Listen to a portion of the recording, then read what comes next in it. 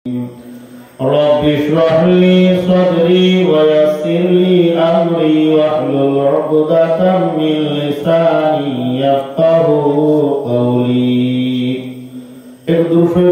اللهم صل على محمد وعلى آل محمد كما صليت على إبراهيم وعلى آل إبراهيم إنك حميد مجيد اللهم بارك على محمد وعلى آل محمد كما باركت على إبراهيم وعلى آل إبراهيم إنك حميد مجيد الله رب العالمين البندہ جناب محمد رسول اللہ صلی اللہ علیہ وسلم উম্মতগণ মহান আল্লাহ পাক রব্বুল আলামিনের দরবারে লাখ কোটি শুকরিয়া যে আল্লাহ পাক রব্বুল আলামিন আপনাকে আমাকে দুনিয়ার সমস্ত কাজকর্ম থেকে অবসর দিয়ে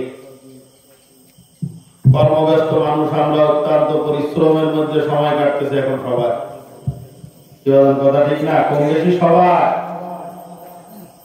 আমার মতো যারা ভূমিহীন তালুকদার আছে এগুলা বাদে বাকি সবার একটা অন্যরকম ব্যস্ততার মধ্যে সময় কাটতেছে সেই সমস্ত পরিশ্রমের ক্লান্তিকে পিছনে রেখে শুধুমাত্র আল্লাহ এবং রাসূলের মহব্বতে এই কষ্ট করে এই ময়দানে আল্লাহ উপস্থিত করেছেন আমাদেরকে অন্তর অন্তঃস্থল থেকে কালিমাত শুকর আদায় করে আলহামদুলিল্লাহ অনেকে চেহারার মধ্যে কেমন যেন একটু ভয় একটু আতঙ্ক বা একটু টেনশন দুশ্চিন্তার মতো মনে হচ্ছে মানে অনেকে মনে মনে চিন্তা করতেছে আল্লাহ 10টা তো বাজে আর ইনি কোন পর্যন্ত কাটাবো এটা এই চিন্তা করতেছে কথা গানে এই চিন্তা করতেছে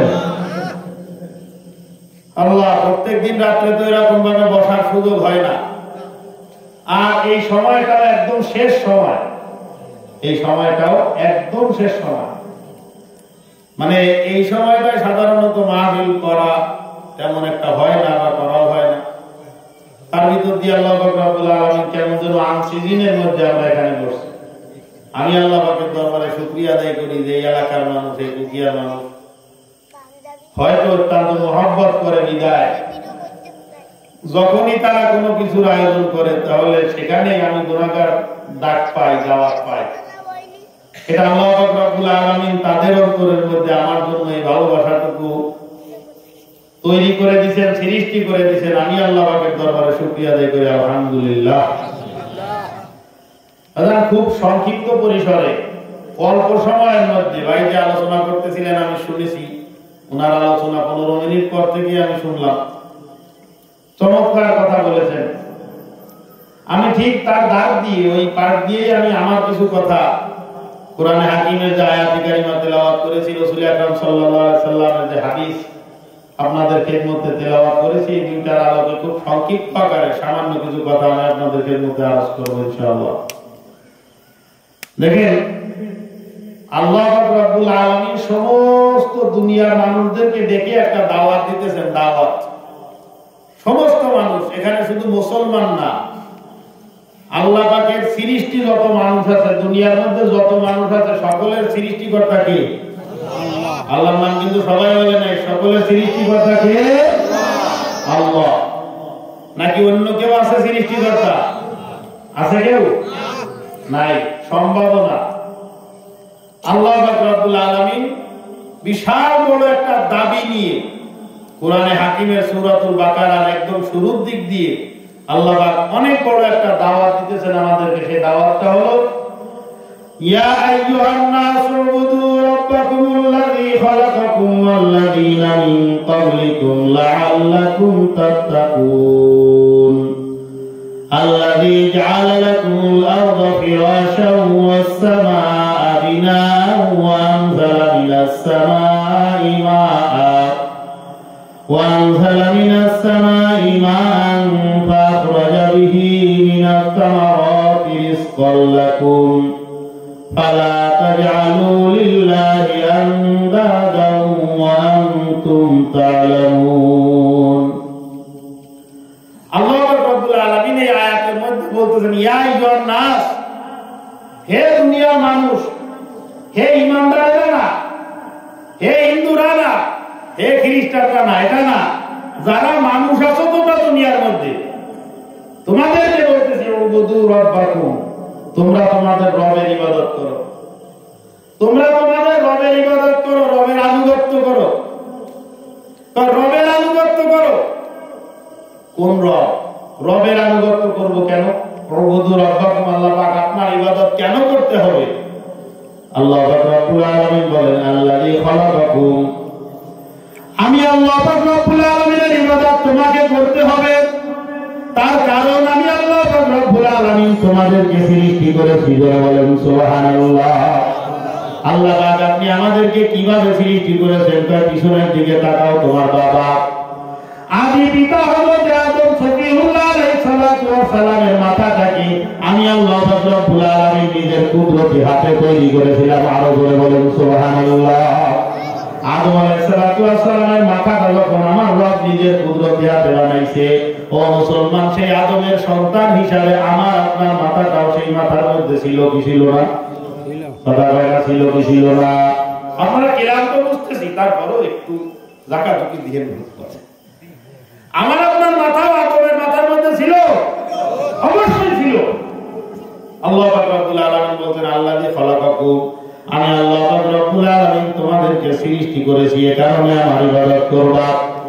ও দুনিয়ার মুসলমান, তাফসীরে ইবনে কাসিরের মধ্যে রব কাকে বলা হয়, রবের সুন্দর চমৎকার একটা ব্যাখ্যা দেওয়া হয়েছে। বাজান খুব ভালো করে লক্ষ্য করেন। এই রবের প্রধানত 4টা অর্থ তাফসীরে ইবনে কাসিরের মধ্যে করেছে। সর্বমোট 36টা অর্থ বর্ণনা করা হয়েছে।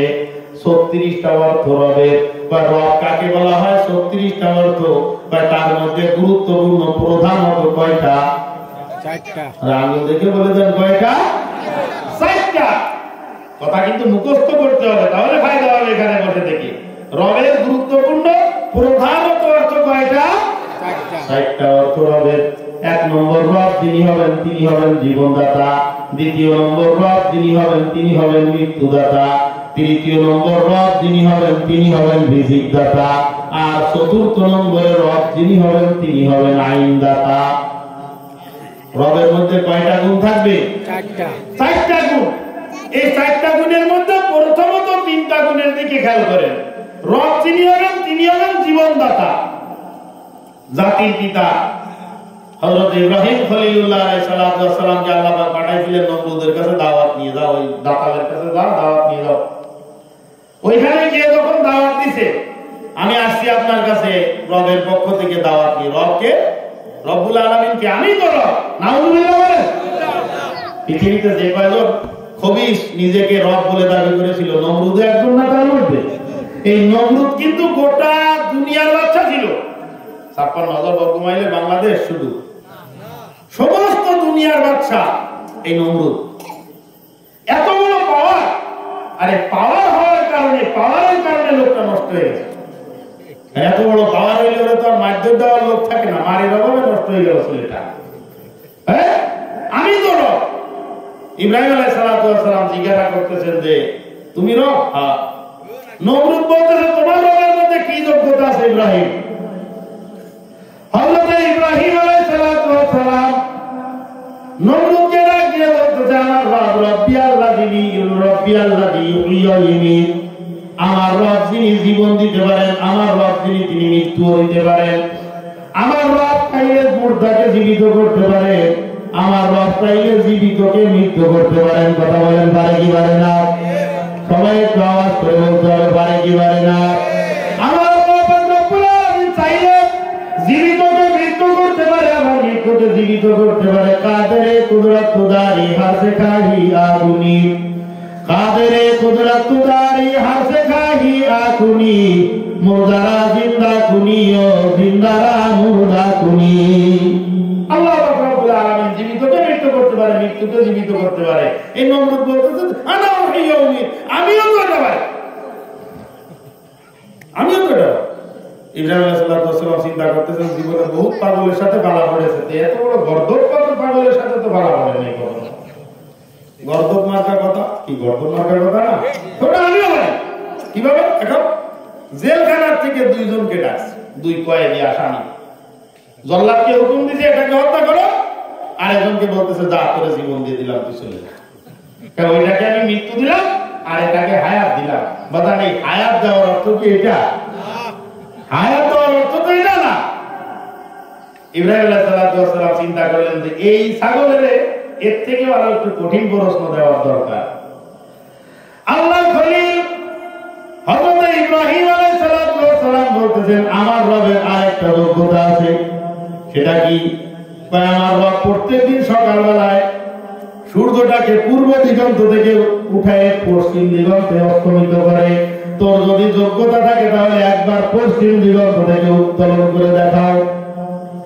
আমার রবের আরেকটা পাওয়া, এদিক থেকে সূর্য ওঠে এদিকে ডুবে যায়, তাহলে তোমার যদি যোগ্যতা থাকে, তুমিও যেহেতু রব, তাহলে তুমি এই দিক দিয়ে উত্তোলন করে দেখাও। আল্লাহ নিজেই বর্ণনা করতেছেন ঘটনা, দেওয়া থেকে খেয়ে গেছে নমরুদ, আর কোনো কথা বলার নাই। কথা বলে এরপরে আর কিছু বলার আছে? এরপরে আর কোনো কিছু বলার নাই। অতিমাত্রায় বুদ্ধিমান হইলে ওর মধ্যে কিছু পাগলামিও চলে আসে।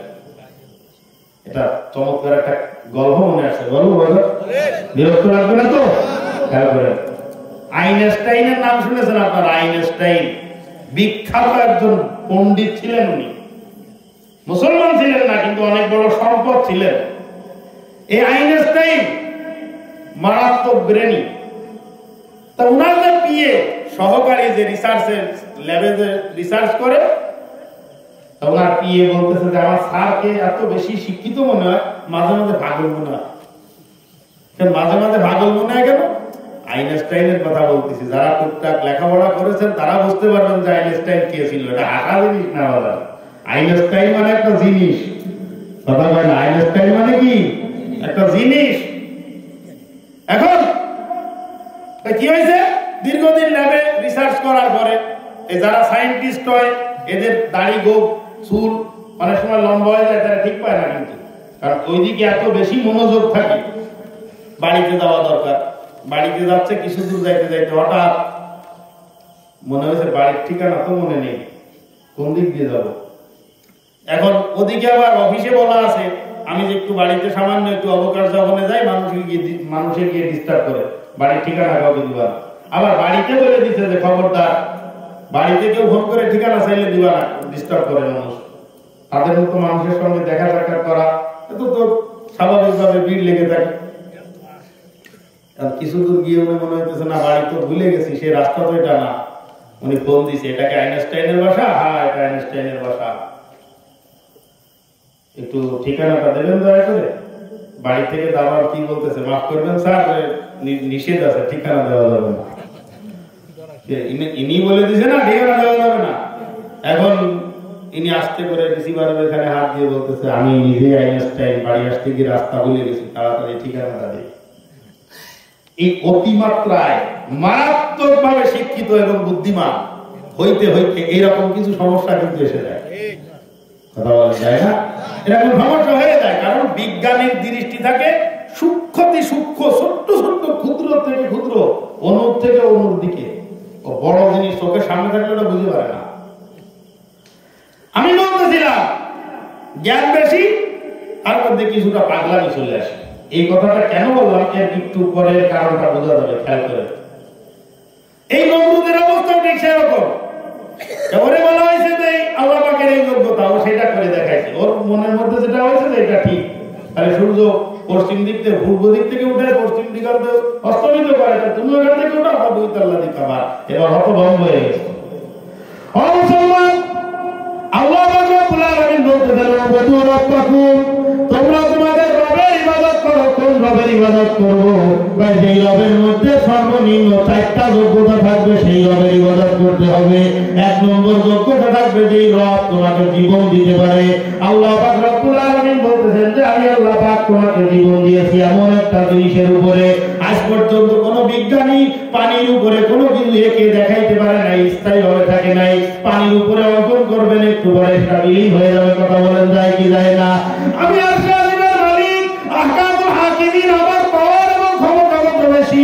আমি আল্লাহ পাক এত সুন্দর চেহারা তোমাকে দান করেছি পানির উপরে, বলেন সুবহানাল্লাহ। পানির উপর দিয়ে আমি আল্লাহ পাক রব্বুল আলামিন তোমাকে বানাইছি।